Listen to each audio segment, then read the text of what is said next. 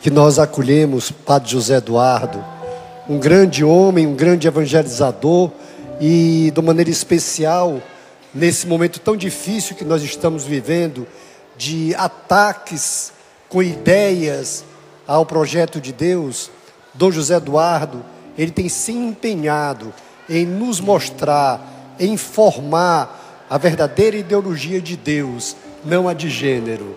Então é sobre isso que Padre José Eduardo vai falar para nós agora. Eu quero convidar os fundadores que estão aqui para que nós pudéssemos orar pelo Padre José Eduardo, clamando que o Espírito Santo de Deus venha abundantemente sobre ele.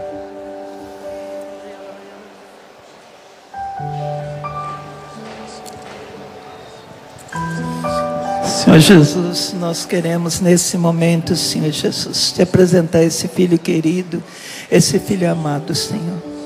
E te pedir nesse momento, Senhor Jesus, uma graça particular para ele, Senhor. Derrama, Senhor, sobre ele o teu Espírito em plenitude, Senhor Jesus. Unge mais uma vez esse teu filho, Senhor. Encharca, Jesus, a mente, o coração, todo o ser dele, Senhor, com a plenitude do teu Espírito Santo. Te louvamos, te glorificamos por essa vida, Senhor, por tudo aquilo que tem operado através dele, Senhor Jesus.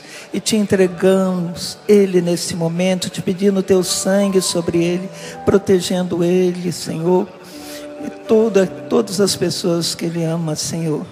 E tudo aquilo que ele faz seja protegido pelo teu preciosíssimo sangue, pelo teu nome, Senhor. E te peço, Mãe Santíssima, venha sobre ele nesse momento, coloca teu manto de amor. E desde já nós te agradecemos. Shaya larabai canta maya larabai chai. Candaraya larabai chai larabai candaraya larabai. Ioya larabai chai larabai. Amém, Senhor. Ave Maria, cheia de graça, o Senhor é convosco. Bendita sois vós entre as mulheres, bendito é o fruto do vosso ventre, Jesus. Santa Maria, Mãe de Deus, rogai por nós, pecadores, agora e na hora de nossa morte. Amém. Amém. Podem se sentar. Eu quero começar agradecendo profundamente a Deus pelo privilégio de poder estar aqui nesse lugar, falando com todos os irmãos sobre esse tema que nos preocupado de modo tão especial nos últimos tempos. Um tema atual e que de fato tem despertado os ânimos na nossa sociedade. Eu quero te convidar a abrir comigo a sua Bíblia na segunda carta de São Paulo a Timóteo, 2 a Timóteo capítulo 4.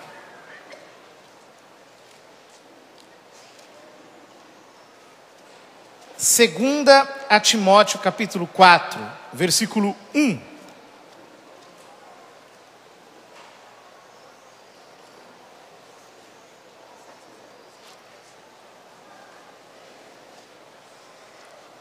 Eu queria que essa palavra entrasse no seu coração. E mais do que simplesmente nós ouvirmos algumas informações, eu queria que nós abríssemos o nosso espírito ao Espírito Santo, para que Ele nos dê revelação da sua verdade, para que o próprio Deus ilumine o nosso entendimento, a fim de que nós consigamos entender tudo aquilo que está acontecendo à luz da sua palavra. Escreve São Paulo a Timóteo: eu te conjuro, em presença de Deus e de Jesus Cristo, que há de julgar os vivos e os mortos por sua aparição e por seu reino.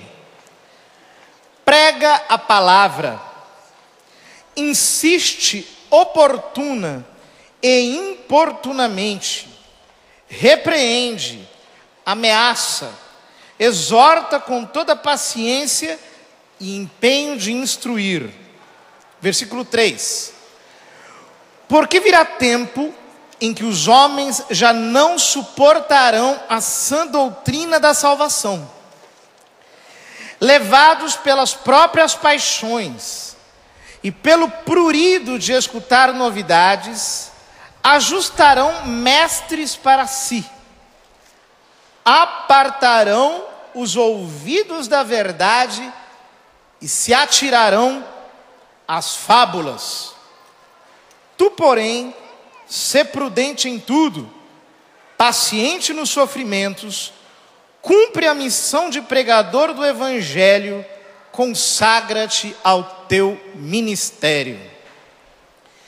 Eu creio que essa palavra está sobre a igreja dos nossos dias. Nós estamos vivendo esses tempos que São Paulo descreve aqui na carta a Timóteo, na segunda carta a Timóteo. Os homens estão afastando o seu ouvido da sã doutrina.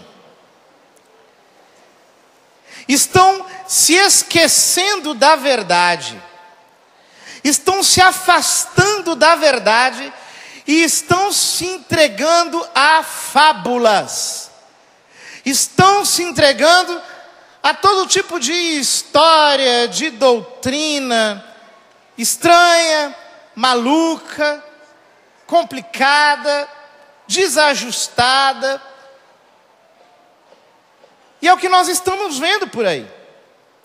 Vocês imaginem, queridos, que eu não sei se você já imaginou que chegaria o tempo em que precisaria vir alguém aqui para pregar e para dizer que homem é homem e mulher é mulher. Vocês já imaginaram que chegaria um tempo como esse? Em que nós precisaríamos ficar gastando o nosso latim, gastando nossa língua portuguesa, para ficar insistindo na ideia de que homem é homem, mulher é mulher. Pois é, nós chegamos a esse tempo em que nós precisamos gastar imaginação, estudo, esforço, retórica, para explicar para as pessoas que um homem é um homem e uma mulher é uma mulher. Por quê? Porque não apenas surgiram pessoas que afastaram o seu coração da verdade.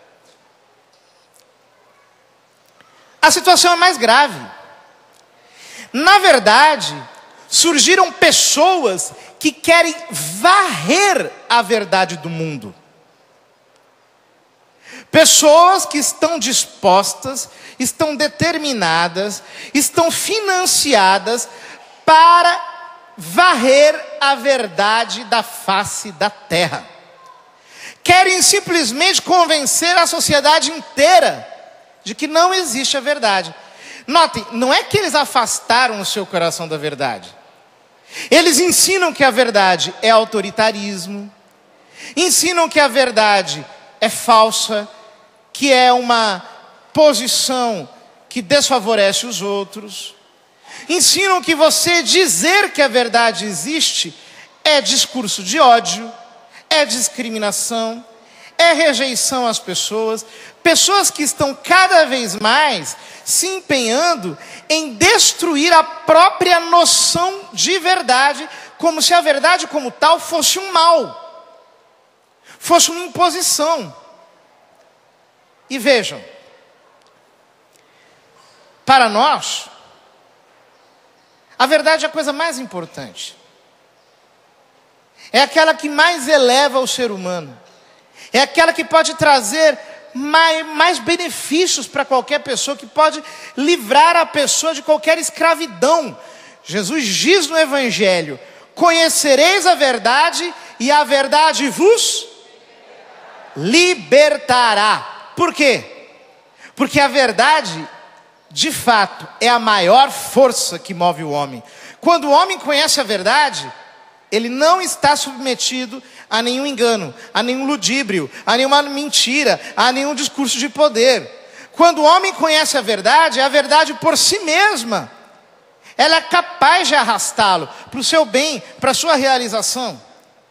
No entanto, surgiram pessoas que começaram a ensinar que a verdade é uma pretensão autoritária, que ela é falsa, não existe, é enganadora, e que todo ou qualquer ser humano que queira defender a verdade, ou que queira ensinar a verdade a outro, não passa de um enganador autoritário, impositivo. Nesse sentido, já no início do século XX, houve um filósofo ligado ao movimento socialista chamado Karl Korsch, que pronunciou um discurso que depois se celebrizou no mundo inteiro, chamado Marxismo e Filosofia. Nessa sua palestra, que depois se tornou um livro, ele ensina que, na verdade, a revolução não poderia continuar e não poderia ser estabelecida na Europa sem antes destruir toda a filosofia antiga. Quer dizer, a verdadeira guerra é uma guerra filosófica, é uma guerra de inteligência, não é apenas uma guerra prática. No fundo, ele estava dizendo o seguinte, que não basta você simplesmente fazer a revolução armada, ou fazer a revolução do ponto de vista de fazer passeatas ou protestos públicos. Você tem que criar uma filosofia revolucionária, que destrua a filosofia cristã, que destrua a filosofia tradicional, que destrua a própria pretensão de verdade, e depois ela mesma vai se destruir. Mas o primeiro passo é você estabelecer uma filosofia revolucionária que acabe com a filosofia tradicional. Ora, ninguém entendeu nada nessa época. O Karl Korsch foi expulso do partido. Foi exilado, depois ele teve que morar nos Estados Unidos. Mas havia alguém, né, um senhor chamado Felix Weil, que na época era um estudante, mas era filho de um milionário alemão, que trabalhava com exportação de trigo na Argentina. Ele e um outro chamado Frederick Pollock, os dois fundaram a Escola de Frankfurt. Não sei se você já ouviu falar da Escola de Frankfurt, mas a Escola de Frankfurt é, digamos, o centro, o polo de pensamento de todo o movimento neomarxista, que depois impulsionou o socialismo no mundo. E ali, na Escola de Frankfurt, o primeiro diretor, que era o Max Horkheimer, escreveu um livro chamado Teoria Crítica. Teoria tradicional e teoria crítica. Nesse livro, nesse ensaio escrito pelo Max Horkheimer, ele descrevia as bases dessa filosofia augurada pelo Karl Korsch em 1923. Ele explicava como deveria trabalhar essa filosofia. E de que modo deveria trabalhar essa filosofia? A filosofia crítica, segundo ele. Ela tem que criticar a realidade inteirinha. Ela tem que submeter a realidade toda a uma crítica implacável para que nada fique em pé. Você tem que mostrar que tudo não existe. Você tem que mostrar que a verdade não existe. Você tem que mostrar que a família é uma invenção, que as próprias coisas são discursos, que tudo, na verdade, tem embutido um interesse econômico por trás. A única realidade que existe é o interesse econômico, é o interesse de classe. Então você tem que desmontar a sociedade inteira. Aliás, o Horkheimer explica lá que você não precisa nem justificar a sua crítica. Você tem que simplesmente criticar. E fazer isso de uma maneira implacável, como uma metralhadora de crítica. Não sei se vocês estão entendendo. É como você pegar uma metralhadora, só que em vez de você usar bala, você usar crítica no lugar. E você criticar a realidade inteira. Você dizer que tudo não passa de discurso, que tudo é imposição de poder, que tudo é abuso, que nada existe, que a verdade não existe, que a verdade é uma imposição, que a família é uma imposição, que tudo na verdade não passa de um grande embuste e assim por diante. Grosso modo, claro, eu não consigo aqui para tantas pessoas explicar detalhadamente essas coisas. Eu preciso simplificá-las para que a gente fique com um esquema na nossa cabeça. É por isso que essas pessoas, elas ficam criticando tanto a nós que somos cristãos. Não sei se você já percebeu como nós estamos sendo escorraçados por tudo e por todos. Aliás, às vezes são críticas tão baixas como essas que tem feito alguns que simplesmente fazem blasfêmias aí contra o Nosso Senhor, coisas grosseiras, horrorosas, colocando Jesus, Maria Santíssima, em cenas horríveis, baixas, blasfemas, coisas inomináveis. Eles não estão preocupados com a qualidade da crítica, eles têm que apenas demolir, é como uma metralhadora, tem que fazer uma crítica contínua. E num outro livro, o Horkheimer explica, um livro chamado Autoridade e Família, como as pessoas não estando preparadas para tanta crítica, porque de fato as pessoas não estão preparadas para isso, né? Para serem criticadas o tempo todo, para você ficar questionando e demolindo tudo o tempo inteiro. Elas não estando preparadas para isso, elas vão se refugiar no argumento de autoridade. Então, o que tem que se fazer? Segundo diz o Horkheimer, você tem que, de um lado, fazer uma crítica implacável, e você tem que colocar um grupo de pessoas imenso para criticar, que é o que o pessoal da escola de Frankfurt e todo mundo ligado a eles não para de fazer até hoje. Eles ficam criticando o tempo inteiro, o tempo todo. Você tem que colocar essas pessoas para criticarem tudo, para dizerem que nada existe, às vezes de um modo mais inteligente, de um modo menos inteligente. Eles vão estudando modos de fazer isso. E de outro lado, nós temos que ir desmontando a família. Por quê?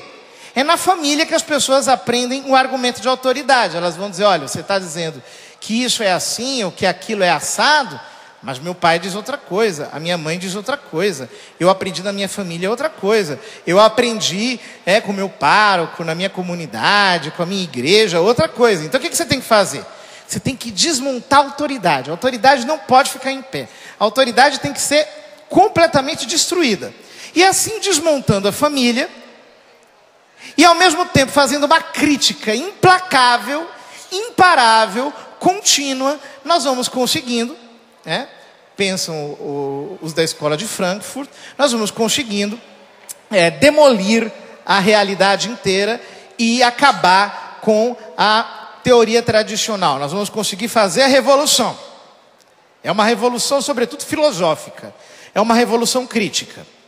Ora, não é fácil fazer a teoria crítica. Teoria crítica é fácil de enunciar, mas na verdade, é muito difícil fazê-la acontecer. Por isso que algumas pessoas ligadas à escola crítica, ligadas à teoria crítica, começaram a desenvolver o que eles chamaram de desconstrucionismo. Desconstrucionismo. Aliás, eu quero convidar você a anotar essas palavras. Você que está em casa também, anote aí. Porque raramente você vai encontrar alguém falando desses temas. Ainda mais de um modo tão simples assim, mastigado, de uma maneira tão fácil. Desconstrucionismo. O que é o desconstrucionismo? Desconstrucionismo é um jeito de fazer a teoria crítica acontecer. Ou seja, você considera toda a realidade como se fosse discurso. A realidade não existe. Tudo não passa de discurso. E na sequência, o que você faz? Você começa a desmontar, a desconstruir esses discursos. Então você diz, por exemplo, que a família não existe. A família é um discurso. E aí o que você faz? Você começa a desmontar a família, desmontando o discurso que você criou sobre a família.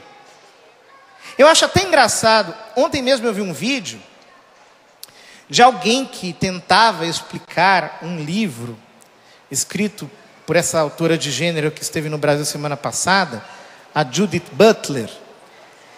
E ele dizia que a família já está se destruindo, que a família já está se desfazendo, que a família é uma farsa, e a família já está apodrecendo por conta própria, porque ela é uma podridão, ela é farsa, ela não existe. Ele dizia isso no vídeo, defendendo a Judith Butler.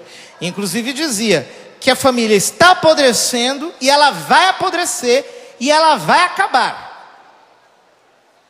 Dizia exatamente isso. Ora, isso que ele está falando é um discurso.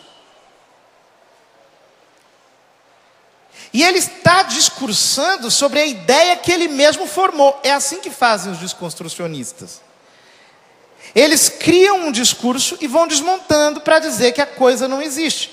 Então, a base, a ideia principal da teoria desconstrucionista é dizer o seguinte: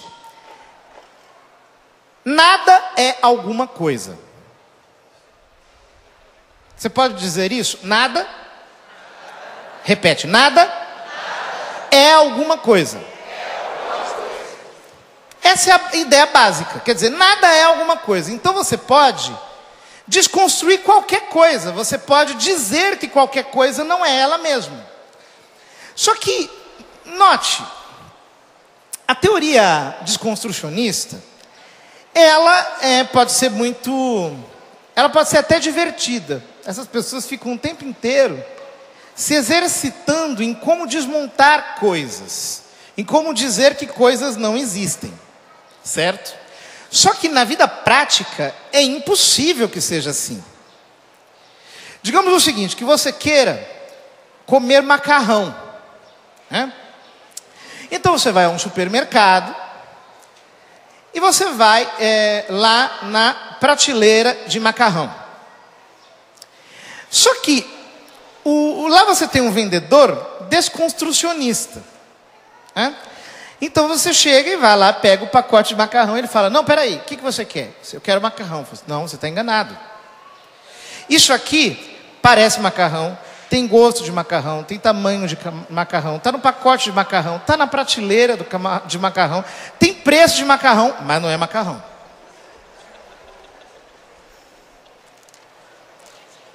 Bom, você naquela hora, você pode até falar: tá bom, com licença, né? Mas você vai num outro supermercado para comprar o que você quer comer. O que você quer comer? Macarrão. Então você vai lá e compra macarrão. Quer dizer, o desconstrucionismo, ele pode ser muito interessante, até divertido, mas ele não funciona na vida prática. Na vida prática, as coisas são o que elas são. E se alguém tiver dúvida disso, se tiver algum desconstrucionista aí assistindo, eu vou te dar um conselho. Faça um experimento científico aí na sua casa agora. Já que tudo é discurso, então você pega um martelo e pega o seu dedinho, e coloca em cima da mesa. E aí você pega o martelo e bate no dedinho, dizendo para si mesmo: isso é só um discurso. Pá! E fica fazendo isso. Vamos ver até quando você aguenta. Não dá. Por quê? Porque o martelo não é um discurso, o martelo existe. O dedinho não é um discurso, o dedinho existe. E você não é um discurso, você existe. As coisas são simples.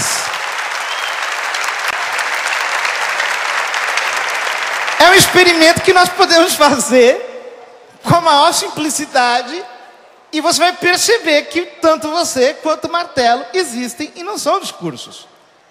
Ora, não é fácil convencer as pessoas disso. Mas eles encontraram um jeito simples de fazer as pessoas acreditarem nisso. Esse jeito é a ideologia de gênero,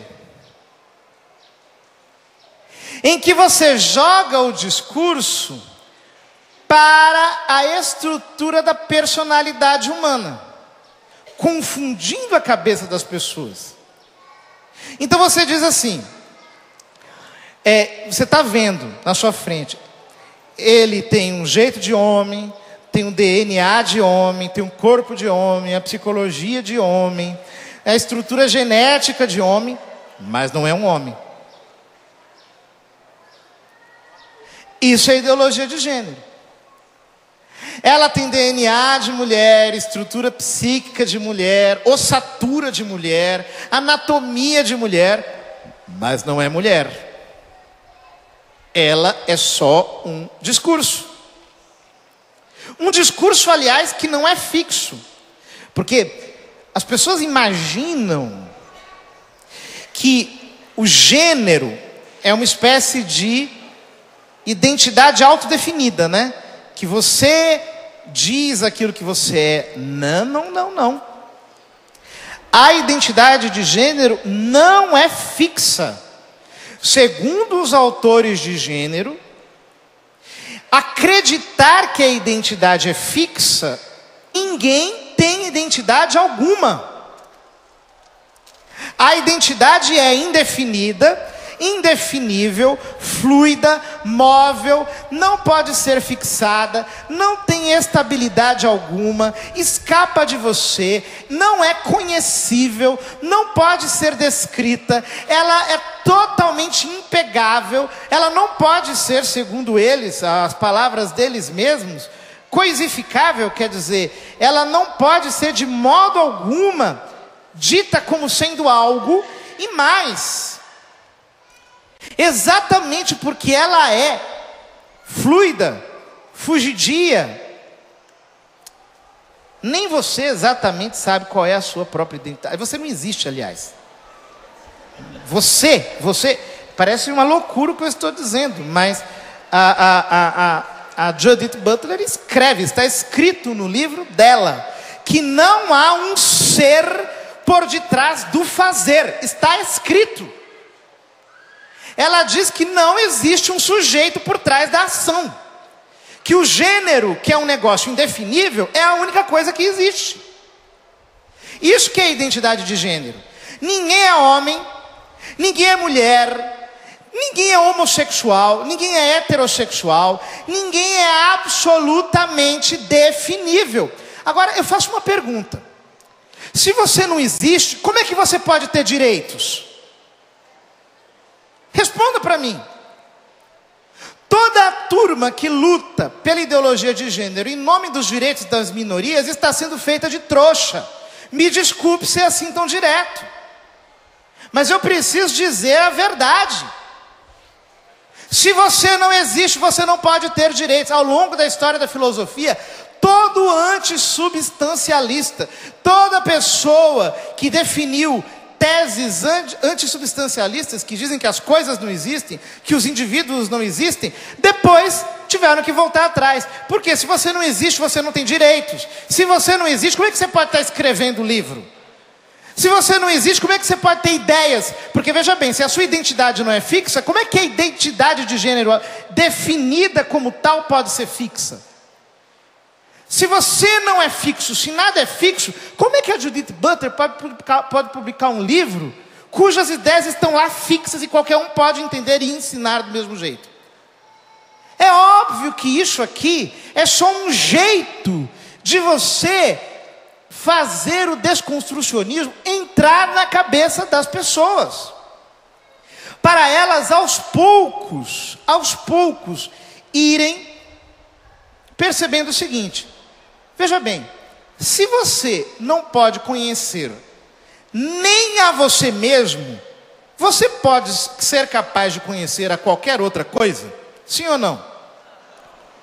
Se eu não sou capaz de me conhecer, eu também não posso conhecer coisa alguma. Está vendo como é que eu viro desconstrucionista facinho? Desse jeito? Se eu não sou capaz de me conhecer, eu não sou capaz de conhecer objeto algum no universo. Eu simplesmente transferi para a realidade inteira a estrutura do meu autoconhecimento. Exatamente por isso, toda a turma da ideologia de gênero não vai se limitar a aplicar o gênero à identidade dos sujeitos, dos indivíduos. Eles vão estender isso para a realidade inteira. É um jeito de você destruir a capacidade cognitiva das pessoas. As pessoas começarem a simplesmente não conhecerem mais a realidade toda, porque elas não se sentem capazes de conhecer absolutamente nada. Esse é o resultado. Um resultado pedagógico cognitivo. Você destrói a capacidade de cognição da pessoa. Ela não pode mais conhecer nada. Ela se incapacita para o conhecimento. Ora, veja bem, você é adulto. Você é adulto. Se eu chegar aqui dizendo que você não é homem, que você não é mulher, isso não vai colar para você. Mesmo você que está em casa me ouvindo, você deve estar rindo, porque isso não cola. Eu chegar para você e dizer, olha, você não é homem nem mulher, e homem e mulher não existe. Isso, como dizem eles, é um conceito biologizado da identidade. É binarismo, é sexismo. Isso é heteronormatividade. Eles dizem essas coisas. Acreditar que homem e mulher existem, isso é heteronormatividade, é binarismo. Ora, isso não vai colar para você que é adulto. Exatamente por causa disso, eles precisam falar para quem? Esses absurdos? Para as crianças. Eles precisam aplicar este tipo de ideia para as crianças. Aliás, eu quero só esclarecer aqui uma coisa. Há quem diga que a teoria de gênero não é uma ideologia. Mas é uma ideologia, sim. Por quê? A própria Butler coloca na introdução do livro dela que a construção variável da identidade, que é o gênero, é uma construção variável, não é fixa, diz ela, é um pré-requisito metodológico e normativo. É um pré-requisito metodológico e normativo. Portanto, eles não estão querendo explicar. Ela não está querendo provar que o gênero existe. Ela está apenas partindo da ideia de que isso é um pré-requisito metodológico e normativo. Você já parte do princípio de que o gênero é uma identidade variável e pronto. É um pré-requisito metodológico. E ao mesmo tempo ela diz, é um objetivo político. É um objetivo político. Ora, quando você pega uma ideia e não quer prová-la para ninguém, você simplesmente parte dela como se fosse um princípio evidente. E você faz com que ela seja um pré-requisito metodológico e normativo. Em um objetivo político, ou seja, você quer adequar a sociedade inteira àquela ideia, isto é a noção de ideologia. Ideologia é isso. É quando você pega uma ideia, eleva a categoria de princípio e julga a realidade inteira e quer forçar a sociedade inteira a aderir a essa ideia, que é o que eles estão querendo fazer. Não querem debater, não querem explicar, aliás, estão muito aborrecidos porque o povão está falando de gênero. Estão totalmente ofendidos, porque até alguns anos atrás, isso era tema apenas para círculos acadêmicos. Gente que ficava lá se autoafirmando, se autoaplaudindo, se autoexcitando com a temática de gênero, com a sua linguagem totalmente esotérica. Aí, de repente, o povão começou a falar de gênero. A Dona Maria começou a falar de gênero. O seu Zé começou a falar de gênero. O povo começou a falar de gênero na rua. O Papa começou a falar de gênero. As câmaras municipais ficaram cheias de gente falando de gênero. E eles bugaram. Bugou, todo mundo bugou. Não sabem o que fazer. Estão completamente desesperados. Estão tão desesperados que estão atacando a gente, que não quer fazer mais nada senão explicar essas próprias ideias, que, na minha opinião, são totalmente estranhas. Ora, então eles têm que pegar as crianças, porque os adultos não vão mais cair nessa.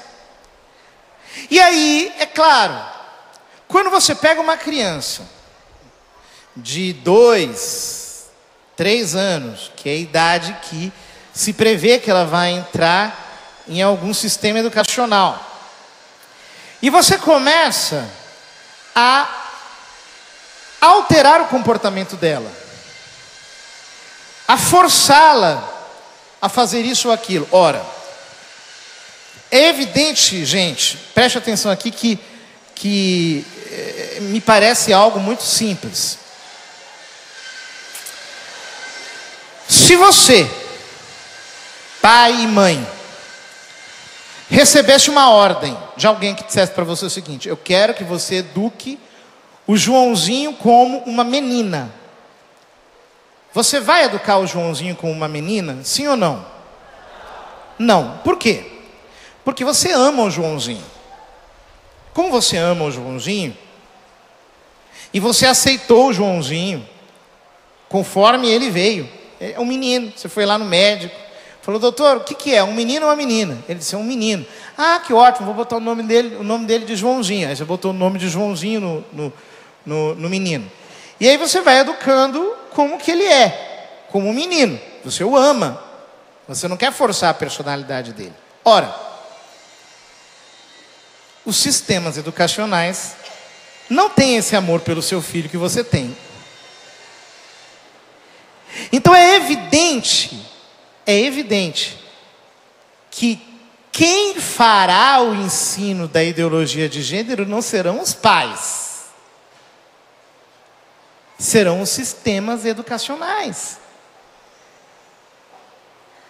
E há muito dinheiro rolando para doutrinar profissionais da educação neste sentido, e que são às vezes pessoas muito intencionadas, muito bem intencionadas, só que não estão suficientemente preparadas para lidar com esse tipo de manipulação.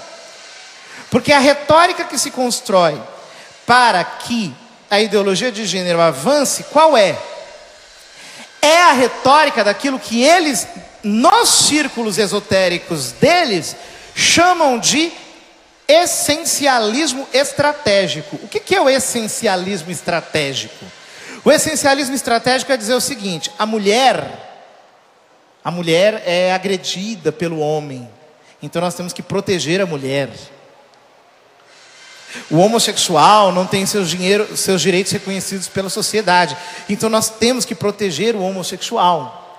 Só que eles sabem, e eles são autoconscientes disso, que isso é apenas uma estratégia. Eles estão usando mulheres, homossexuais, pessoas que são vulneráveis à sociedade, eles estão utilizando apenas para avançarem com a ideologia deles. Eles dizem isso. Eles falam no círculo. Tem um vídeo muito famoso, você pode procurar no YouTube, chamado Mulher Não Existe. Procure lá e veja. Uma ideóloga de gênero aqui no Brasil dizendo: nós sabemos que as mulheres não existem, mas nós temos que utilizar a mulher, o discurso de proteção da mulher, para avançar com a nossa agenda. Nós sabemos que não existe, conhece que existem pessoas que querem apenas usar mulheres, homossexuais, para fazerem a agenda andar adiante. Ora, com esse discurso, com essa retórica, eles vão convencendo gente muito bem intencionada, sobretudo na área de educação. Aí as pessoas acreditam que de fato aquilo é para desmontar o preconceito, acreditam que aquilo é para proteger os vulneráveis, as pessoas que padecem de dificuldade. Acreditam mesmo, e com a melhor das boas intenções, acabam até defendendo essa ideologia, dizendo que não é uma ideologia, dizendo que ela, na verdade, está promovendo a igualdade, etc. Tal, mas, na verdade, não está, não. Ela não foi construída para isso. Ela é apenas um desenvolvimento do desconstrucionismo. Você tem que desmontar a realidade inteira, a sociedade toda, todas as instituições da sociedade, a personalidade de todas as pessoas. Você tem que desmontar. E eles não têm muita pressa. Vão fazendo isso na velocidade em que a realidade permite. Notem que há tanto dinheiro por trás disso, que na verdade existem até canais de comunicação que apenas querem minar a resistência das famílias. Vão difundindo notícias e vão apresentando reportagens como se fossem, uma coisa assim massificada, como se a realidade, a sociedade inteira estivesse passando por aquelas situações. Pegam casos isolados, amplificam aquilo. Para quê? Para gerar na sociedade inteira uma espécie de paralisação, para que a sociedade não resista, para que as famílias não resistam. Então está claro, aqui há uma queda de braço. Estão querendo doutrinar os seus filhos, ou melhor, induzir os seus filhos à performance de gênero. Estão querendo roubar a educação dos seus filhos. E na verdade, isso aqui é um grande teste para ver se você irá permitir que eles façam isso. Para ver se você vai permitir que eles continuem fazendo isso que estão fazendo já há um bom tempo. É uma queda de braço, para ver quem é que consegue dominar a educação das crianças. Exatamente por isso, eles primeiro tentaram ir pela via legislativa. Então todos vocês lembram do grande Plano Nacional de Educação, aqueles embates que aconteceram, aquela guerra toda, queriam colocar o gênero, aí depois os deputados tentaram entrar com outros projetos de gênero na Câmara dos Deputados, no Senado. Pela via legislativa eles não estão conseguindo. Aí tentaram, de uma maneira disfarçada, introduzir isso através dos planos de educação nos municípios. Nos municípios do Brasil, 98% barraram a ideologia de gênero. Olha que coisa maravilhosa. 98%. É o primeiro país em que isso acontece. Em que há uma resistência do povo, há uma reação popular. Aliás, eles estão muito preocupados porque o povo está se manifestando muito em relação à ideologia de gênero. Então eles estão querendo amordaçar, colocar todo tipo de intimidação para que você fique retraído, intimidado, para que você se sinta desencorajado. Nós não vamos voltar atrás. Nós não vamos nos deixar amordaçar. Isso não vai acontecer. Nos últimos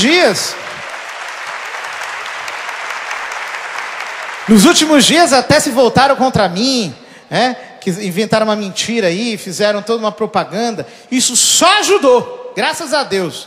Só ajudou. Só essa semana eu ganhei mais de 1000 seguidores no Facebook. Nem eu esperava. Isso só ajudou e vai ajudar mais. Por quê? Nós não podemos nos intimidar. Nós não podemos nos deixar desencorajar por essa gente. Na medida em que nós vamos estudando o que é o gênero, na medida em que nós vamos conhecendo melhor o que é o gênero vai perdendo força.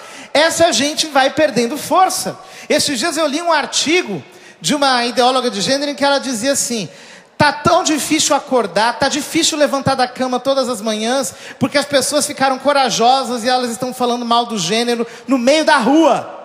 Eu li aquilo e pensei comigo, vai ficar mais difícil acordar. Vai ficar mais difícil. Porque essa onda só vai crescer. Ela é uma onda de consciência. Ela é uma onda de verdade. Ela é uma onda da realidade. É a própria realidade que não faz com que essas coisas consigam prosperar. Quer dizer, as pessoas sabem o que está acontecendo, sabem qual é a realidade. Do mesmo jeito que eu falei do martelo, né? Você pega o martelo, bate no dedinho e você vê que não é discurso. Você sabe que você não é um discurso. Você não é um discurso. Diga, eu não sou um discurso. Eu sou um ser humano. Com corpo, alma e espírito. Eles não vão conseguir mudar isso. Isso é a realidade do nosso ser. Não tem jeito. Você pode chegar com a conversa mais complicada, mais rebuscada. Pode chegar com os autores mais complicados do mundo. Pegar uma lista telefônica de autores e começar a desfilar estes autores assim, dizendo fulano, cicrano, beltrano. Você pega o martelo, dá no dedinho e você vê que aquilo é verdade. Por quê? A verdade se impõe pela força da sua própria realidade. Não é discurso. É a realidade pura e simples. É assim como ela é. Ora, meus queridos, o pessoal que difunde ideologia de gênero aqui no Brasil está cada vez mais revoltado. E eles estão muito bravos com a igreja. De vez em quando eles querem mexer até no Papa Francisco. Não sei se vocês já viram isso. Querendo jogar o Papa Francisco contra a gente. Só que é claro, o Papa Francisco é contra a ideologia de gênero. Ele já falou uma porção de vezes sobre esse assunto. Não adianta vir querer o Papa, vir querer colocar o Papa contra nós. O Papa está conosco e nós estamos com o Papa. Eles não vão conseguir. Não vão conseguir. Inclusive pode até usar algumas pessoas aí da igreja para quererem nos atacar. Não vai funcionar e não funciona. Ideologia de gênero, não. Nós não vamos engolir essa. Nós não vamos aceitar essa embromação. Isso não é filosofia, isso é uma pegadinha. Nós não vamos pagar esse mico. Vários países do mundo estão voltando atrás. Vários que já aprovaram estão voltando atrás. Tem lá nos países escandinavos, tiraram uma secretaria, estava sendo financiada até pelo governo. Voltaram atrás, fecharam aquela secretaria que difunde gênero. Não estão permitindo. Em alguns lugares do mundo, você veja, no Peru teve uma manifestação de milhares de pessoas no meio da rua contra a ideologia de gênero. 2 milhões na Itália mobilizados contra a ideologia de gênero. No México agora, queriam que passasse num determinado plano de educação, foi barrada também lá. No Paraguai, acaba de ser também bloqueada por um grupo de pessoas. Isso não é só aqui. Aqui foi o primeiro lugar que isso aconteceu de modo forte. O Brasil foi a primeira nação a despertar. Mas a onda está contagiando o mundo inteiro e vai ficar cada vez maior. O próprio Horkheimer diz lá no livro dele que esse tipo de ideologia só dá certo. Por quê? Você vai criticando, as pessoas não estão preparadas para responder à crítica. Eu tenho um aviso para dar para os discípulos do Horkheimer. O povo está acordando.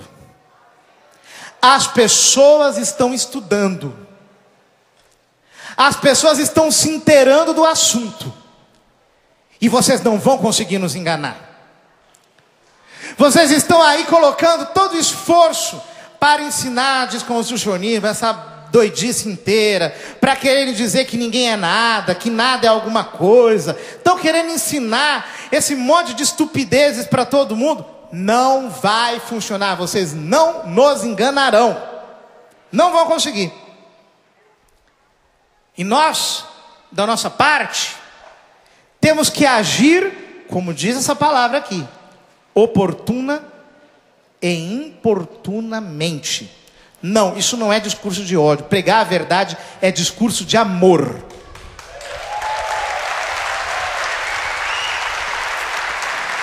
Pregar a verdade é discurso de amor. Nós amamos as nossas famílias.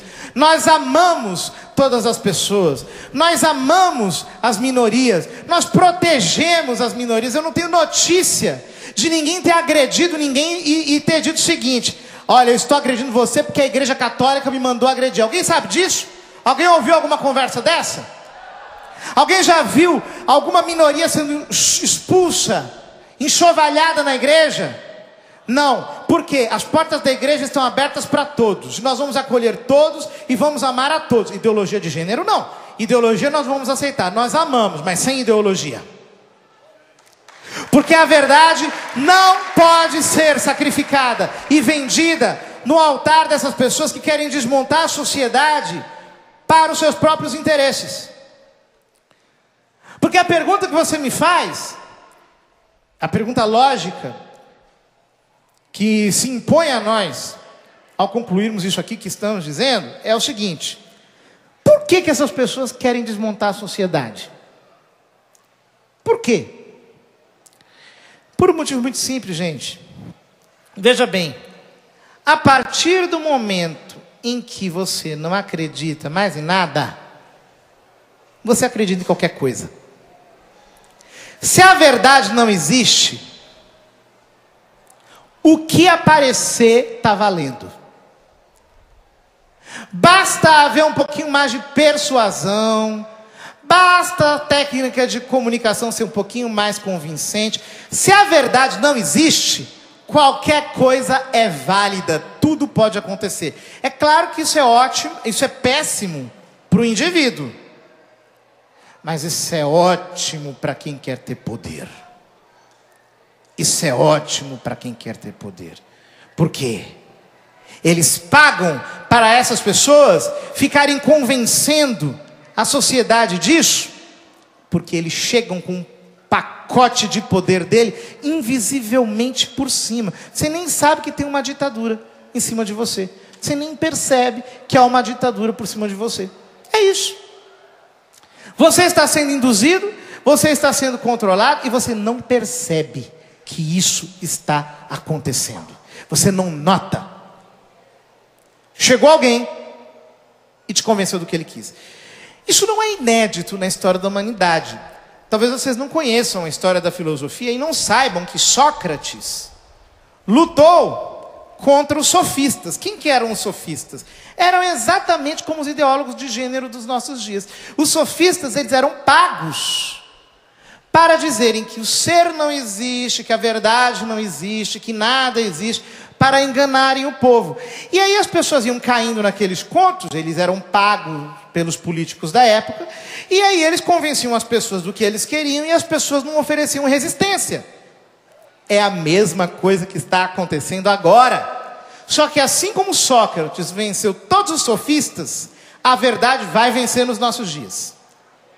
E ela já está vencendo. E vai vencer mais e mais e mais e mais ainda. E nós não vamos parar de falar disso. Nós vamos continuar falando sobre ideologia de gênero. Eles não vão nos silenciar. Nós vamos cada vez com mais força dizer. E quanto mais eles nos atacarem, mais audiências eles nos darão. E mais nós vamos falar para as pessoas sobre isso. E quanto mais as pessoas souberem, mais elas vão falar para outras pessoas.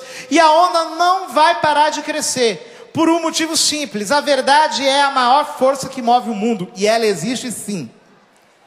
Ela não é um discurso. Ela é a realidade. A verdade existe sim. E nós, que sabemos disso, iremos anunciá-la e pregá-la corajosamente. Nesse encontro de novas comunidades, eu queria que nós nos dessemos conta disso. Abre comigo lá em Efésios, capítulo 4, versículo 11.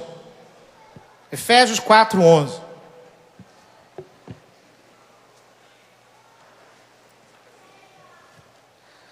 São Paulo diz assim: a uns ele constituiu apóstolos, a outros profetas, a outros evangelistas, pastores, doutores, para o aperfeiçoamento dos cristãos, para o desempenho da tarefa que visa a construção do corpo de Cristo, até que todos tenhamos chegado à unidade da fé e do conhecimento do Filho de Deus, até atingirmos o estado de homem feito, a estatura da maturidade de Cristo, para que não continuemos crianças ao sabor das ondas, agitados por qualquer sopro de doutrina, ao capricho da malignidade dos homens e de seus artifícios enganadores, mas pela prática sincera da caridade, cresçamos em todos os sentidos naquele que é a cabeça, Cristo. É por ele que todo o corpo, coordenado e unido por conexões que estão ao seu dispor, trabalhando cada um conforme a atividade que lhe é própria, efetua esse crescimento, visando a sua plena edificação na caridade. São Paulo está dizendo aqui, que Deus constituiu apóstolos, profetas, evangelistas, pastores e mestres na igreja, para o aperfeiçoamento dos cristãos, para que não continuemos como crianças, ao sabor das ondas, enganados pelos artifícios da malignidade dos homens. Nós não vamos continuar como crianças. E nós vamos fazer toda essa nossa sociedade não ser criança diante da malignidade dessas pessoas que não creem na verdade e que querem ficar nos agitando para que nós sejamos levados pelas suas ondas, pelas suas modas, pelas suas ideias frívolas, por todos esses pensamentos ideológicos que querem nos sacudir, nos levar de um lado para o outro, de acordo com os seus caprichos, para a realização dos seus projetos de poder. A minha família não.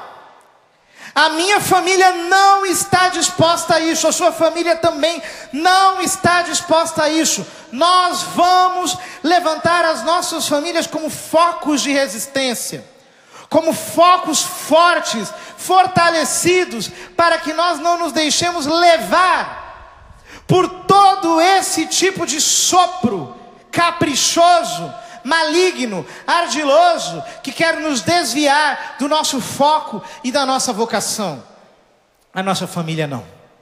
As nossas crianças não. Nós ficaremos em pé. Nós existiremos, e você como nova comunidade, você que está lá na base, fale sobre ideologia de gênero para as famílias que frequentam os seus grupos, seus ambientes de reflexão, seus grupos de oração. Fale, faça seminários, estude, converse com as pessoas sobre o tema da ideologia de gênero. Você que está em casa nos escutando, ouça, fale, converse com as pessoas, diga para as pessoas o que é a ideologia de gênero. Nós precisamos cada vez mais levantar uma onda de conscientização, porque a única arma que nós temos contra a mentira é a verdade. É a verdade. A verdade que prevalece sobre todas as coisas. A verdade que nós estamos cada vez mais defendendo com força, com garra, com disposição aqui no Brasil. Queridos irmãos, eu vou dizer uma coisa para vocês. Eu estou profundamente convencido que o Espírito Santo está levantando um exército de guerreiros por toda a nação brasileira.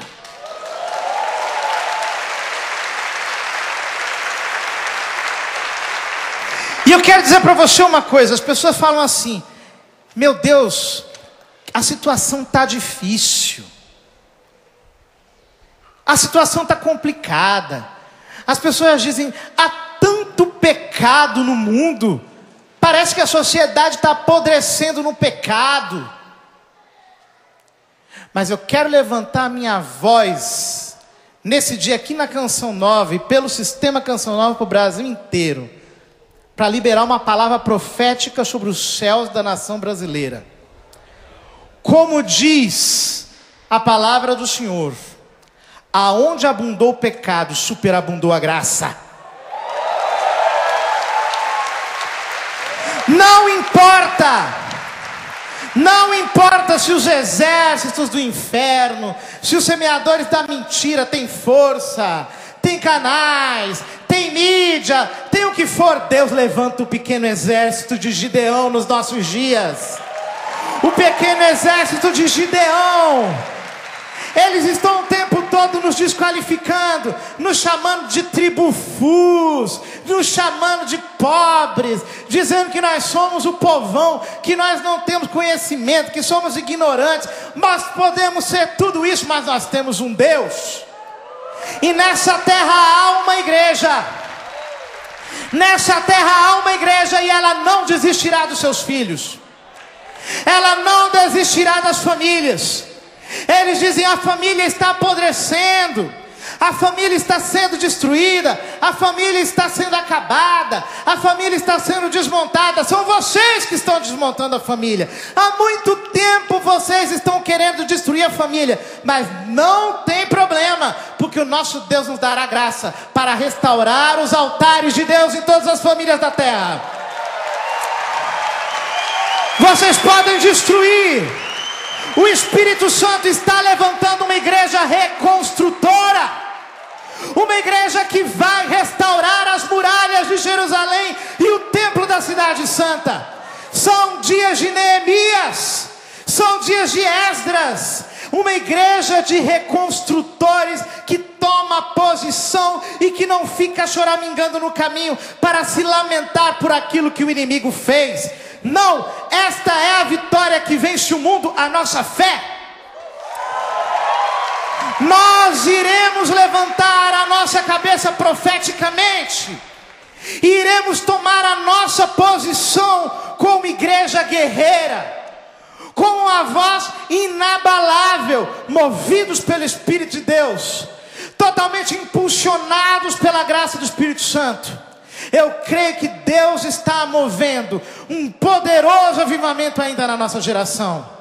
E este avivamento passará pelas famílias, passará pelas nossas casas, passará pelos nossos lares, passará por cada um de nós, na medida em que nós nos colocamos em posição, em que nós tomamos consciência do chamado, da convocação profética que Deus faz para a sua igreja em toda a terra. Levanta, igreja, levanta a tua voz. Pode levantar, pode levantar, levanta aí, levanta no teu lugar. Você que está em casa, levanta também. Eu quero dizer o seguinte, uma palavra que vem no meu coração agora. As pessoas, elas entregam muito fácil, né? Elas entregam muito fácil o ponto. Elas dizem assim: o diabo é terrível, olha as coisas que estão acontecendo, que o inferno está fazendo.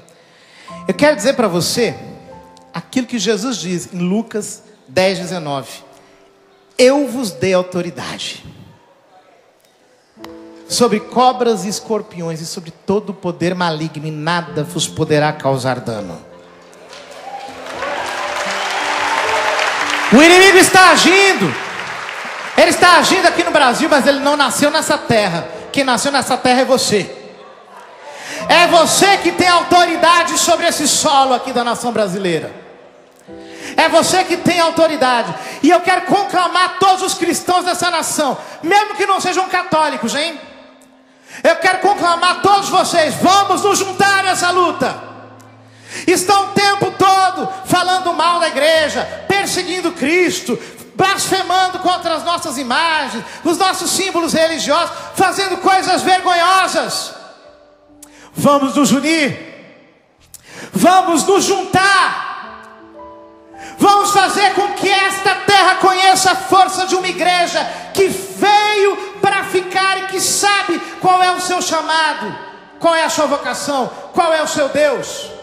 Nós não vamos recuar. Você tem autoridade espiritual sobre a nação brasileira. Levanta sua mão aí e começa a profetizar uma reviravolta no Brasil. Vai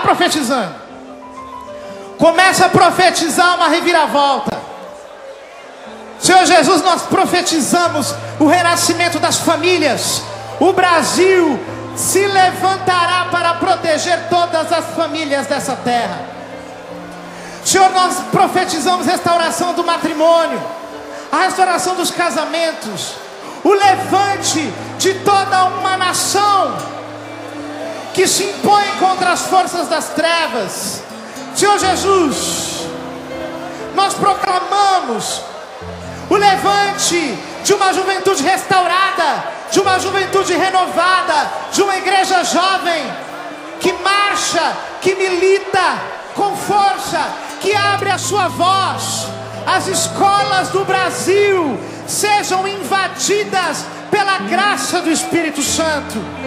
Que haja uma inundação da verdade em todos os colégios dessa nação. Que o coração dos professores seja totalmente impactado pela força do Evangelho. Que o Espírito Santo desperte de todas as classes, de todas as raças, em todas as regiões do nosso país, um despertar espiritual, uma onda de conversão, que possa chegar até o último de todos os rincões de toda a nossa nação.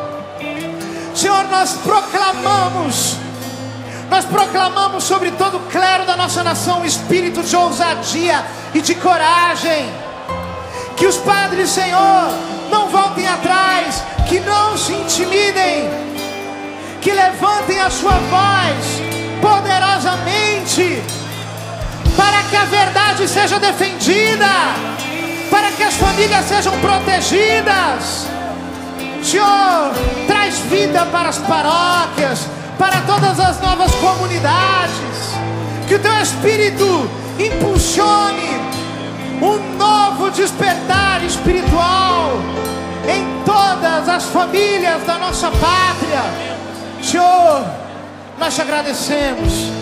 Nós te agradecemos porque Tu abres os nossos ouvidos para a Tua palavra nos nossos dias.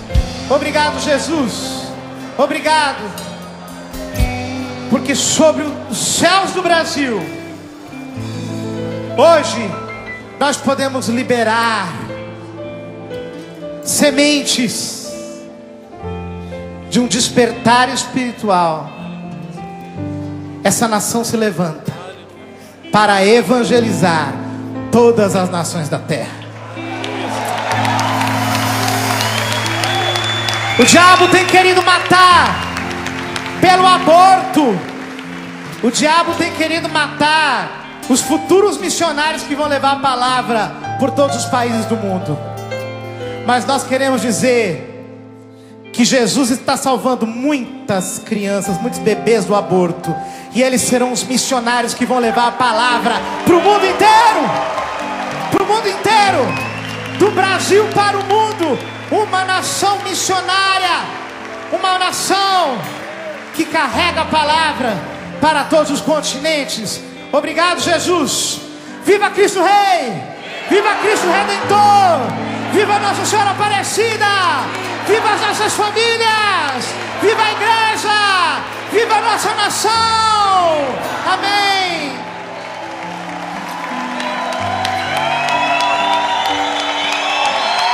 Fujam diante de ti, seus inimigos se dispersem diante de ti. Todos aqueles que aborrecem tua presença. Tua presença reinará sobre todo império. Tua presença reinará, governará sobre todos os principados. Tua presença reinará sobre todo império. Tua presença reinará, governará sobre todos os principados.